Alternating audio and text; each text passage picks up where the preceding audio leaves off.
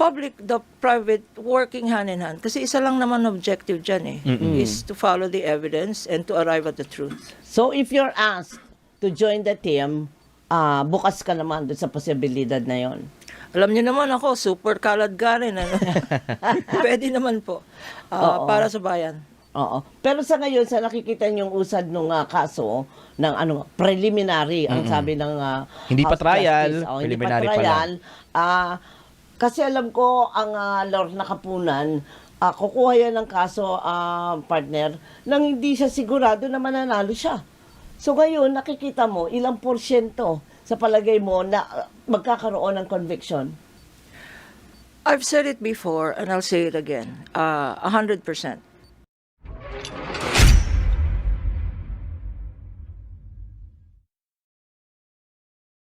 Naks naman. 100%. Mayabang kasi kami. Sabi nga nilang ang Lorna Kapunan mayabang. Hindi po totoo yun. Sige, 99.9%. Okay.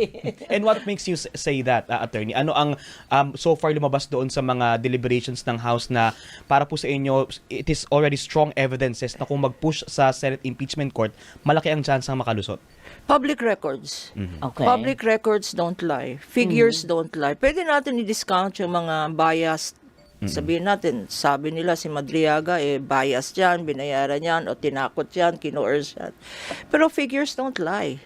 These are, at saka, number one, pag government records yan, ang burden to show na it's falsified or spliced, kagaya ng mga video, sabi ng isang congressman, ini-splice nyo yan Pakita natin lahat, no? There is a presumption of regularity. Okay. So, mabigat yung presumption of regularity kasi the burden is on the defense to prove that these figures are not accurate. So, that's why based on the evidence, no? Based on the evidence, siguro hindi conservative yung estimate ko. I think it's a very realistic estimate on chances of a conviction if we follow the money trail, if we follow the figures. Pero sa ngayon po, ano yung nakikita ninyo na article of impeachment, tama ba ako, na sa palagay ninyo ay talaga makakapagdiin for conviction? Sa sinasabi nila yung confidential funds, no? Pero sa confidential funds, meron silang mga defense dyan, no? Baka magpakita sa Senate hearing ng isang Mary Grace Piatos, no? Pero sabihin ko lang, sa isang event itong last Saturday, na-meet ko si Mary Grace Piatos talaga. Mary Grace talaga, no? Mary Grace. I met Mary Grace in a church activity, foundation po ng Sandigan Foundation, which is an auxiliary to Manila churches, no?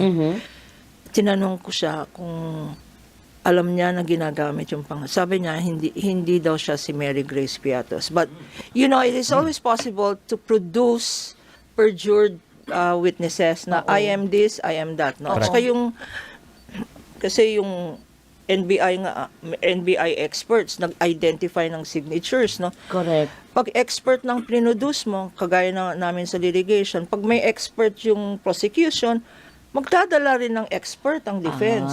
Okay, So, okay. kanya-kanyang expert yan, no? So, yung confidential funds, although strong, they may lusot yan. At saka yung testimony Madriaga yon, yung 4 na duffel bags, no? May deniability yan. Ang walang deniability, itong AMLAC. Yung report ng AMLA. Sa bank transactions po. Sa inflow tsaka outflow ng funds. Oo nga. Arithmetic lang yan How can they say that AMLA through the years, 19, 20 years yan, no? Na finalsify ng AMLA for 20 years yung figures na pumapasok sa account tsaka lumalabas sa account at tsaka yung balance. Mahirap yun.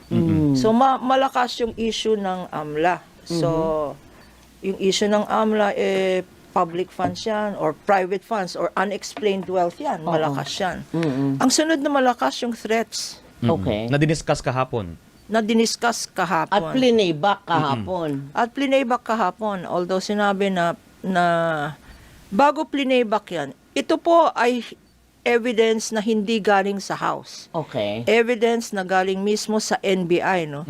At bago nila in-identify yung mga videos, sa tanong na isang congressman, na-authenticate ba ito? Anong ibig sabihin ng authentication?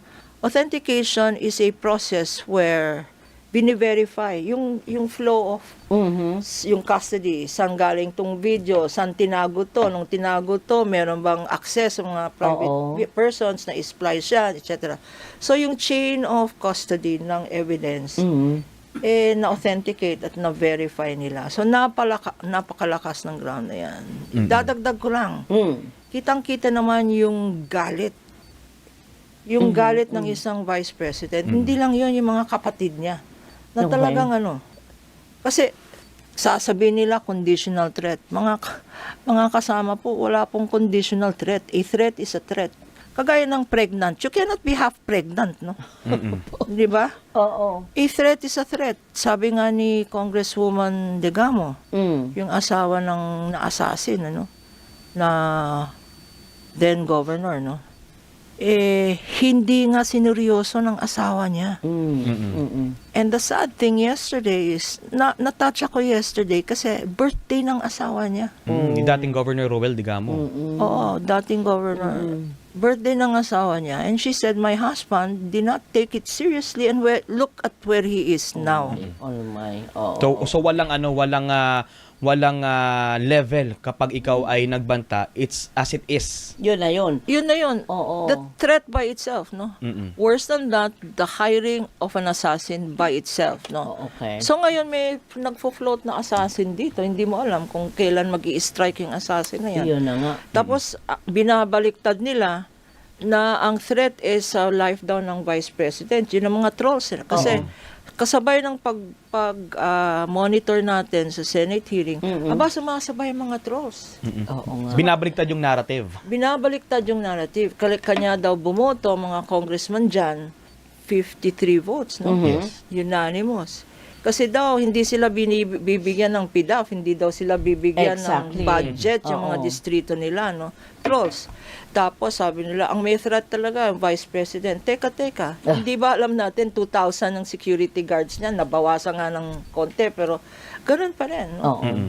Compared to the first family, compared to the speaker, parang hindi ka panipaniwala yung sinasabi ng trolls. Pero ma'am, kung sabihin na ang depensa nila is exaggeration ko lang naman yan. Joke nga lang daw eh. Hindi, she said no joke eh. Pero kung sabihin ang palusot nila, hindi, rhetoric lang yan.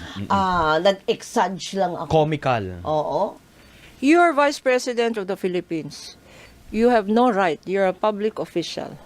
In fact, not only are you a public official, you're the highest lawyer in a public office, Vice President ka. Alam mo na as Vice President, you cannot make jokes or you cannot be rhetorical. Kasi this goes into your fitness. Okay. Kasi lumalabas, kasama rin dyan sa DDS troll campaign na mamamatay. O namatay na nga si BBM eh. Hindi ba? Ilang beses? Ilang beses na Sa siya kwento namatay. nila. At saka nag-absent daw sa mga important events, no? At gumagamit pa ng AI. So they go into the physical fitness, no? Dapat tignan natin yung psychiatric evaluation ng isang public official.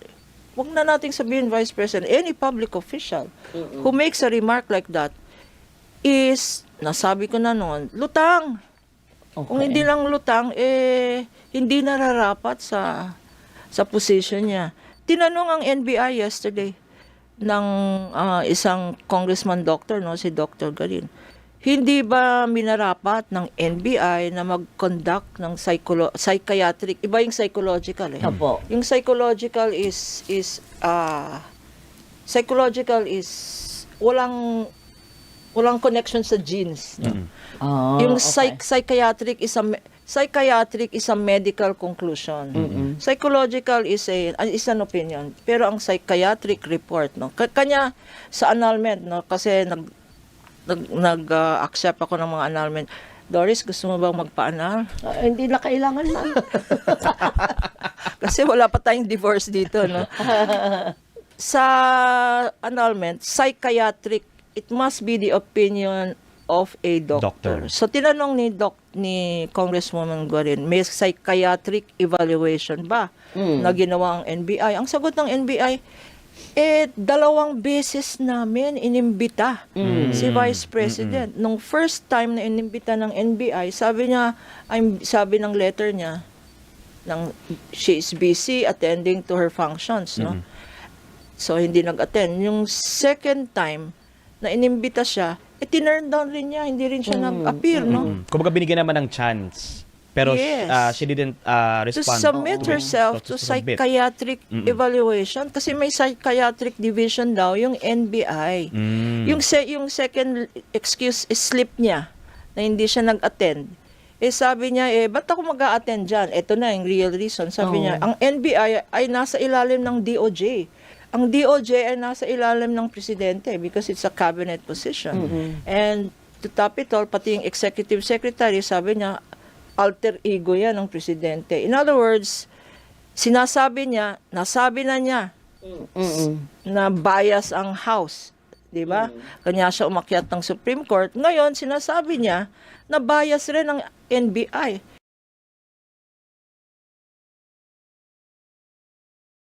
Good morning, Ma'am Doris and Sir Christian. Yung 145 years, parang salin niya na bloated daw, bloated yung figures na yan. Kaya nasa box daw, ma'am, hindi natin pwedeng buksan. Sealed yung box. So yun, andar na tayo agad. Gusto lang namin malaman, ma'am, ang ano yung assessment mo. Kasi nagbotohan na 'di ba? So, tama ba ang tinatahak na landas? Meron na ba tayong aasahan matapos itong botohan nila? Alam mo, forthwith na yan. Pero hihintayin natin, no? Baka yung mga nanonood, akala nila ang susunod ang Senate trial na. No? Oo nga. Hindi po, dadaan po to ng plenary. Okay. Sa plenary, kailangan ng 1/3 vote. No? Yung 1/3 based on the total number of congressmen, mga 106. Okay. So, yun ang target. Maalala natin last year, ito yung mode na ginamit nila. Hindi dumaan ng Justice Committee by direct vote ng more than 1/3, no? 200 plus. Diniretso na nila sa Senado. Kanya ngayon, may Justice Committee, katakot-takot na due process, wala nang masasabi. Wala nang tatanungin o dadalhin pa sa Supreme Court. Although pending pa sa Supreme Court yung 3 petition. Oo. Pero yung sinasabi po ninyo nga, umpisahan muna natin doon sa pag-usad. Pag-iisipan na, ay magbobotohan din daw kung sino ang magko-comprise ng mga abogado, prosecutors, pag-akyat na po ng Senado. Kayo po ba ay bukas sa posibilidad na kayo ay magiging prosecutor? Meron tinatawag po na public prosecutor. Ito yung mga congressmen. Okay. Because sa korte, parang fiscal yan na nagpapatunay ng kaso. Oo. Hindi na probable cause to.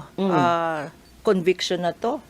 Kanya napakabigat ng function ng isang public prosecutor. Kanya kailangan ng mga private prosecutors na may courtroom experience. Kasi iba ang litigation po, no? Pwedeng magaling ka na congressman, pero pag wala kang courtroom experience, mahirap po. Kasi sabi sa Senate Rules on Impeachment, the rules of court have supplementary effect. Ibig sabihin, yung mga ginagawa ng judges, gagawin rin po ng mga senators as impeachment judges.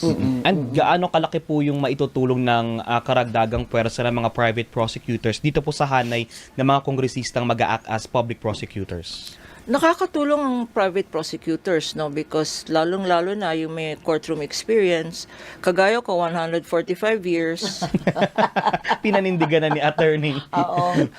Panindigan ko rin na birthday ko, although hindi ko birthday. Ang dami po nag-greet ng happy birthday. Hindi ko po birthday today. Birthday ko po, April Fool's Day. Belated na pala. But anyway, Belated. thank you for your greeting. Your gifts will still be accepted. Pero on what extent po yung bukod po doon sa courtroom experience ng mga private prosecutors na dadagdag po doon sa hanay ng public prosecutors, paano sila makakatulong doon sa pag-push po kapag nasa Senate impeachment court na yung mismong impeachment case? Because the private prosecutors are lawyers, no, whether practicing in court or not, no. At parang Biblia namin ang Constitution yan. Parang everyday namin telenovela yung rules of court na yan, yung revised penal code na yan, yung mga rules concerning graft and corruption, no. At saka, so makakatulong po ang mga private prosecutors, no. Apo. Especially ang mga congressman nasa halls ng Congress, no. Mga private prosecutors, lalong-lalo na kami sa legal circles, pinag-uusapan po namin yung mga issues na yan, ano ang possible evidence for conviction, ano ang possible defense Oo. ng VP Sara Duterte camp, no. So wala na nga hindi na nanonood dati nanonood ako ng Korean telenovela, ngayon kayo na lang pinapanood ko, tsaka mga commentary. So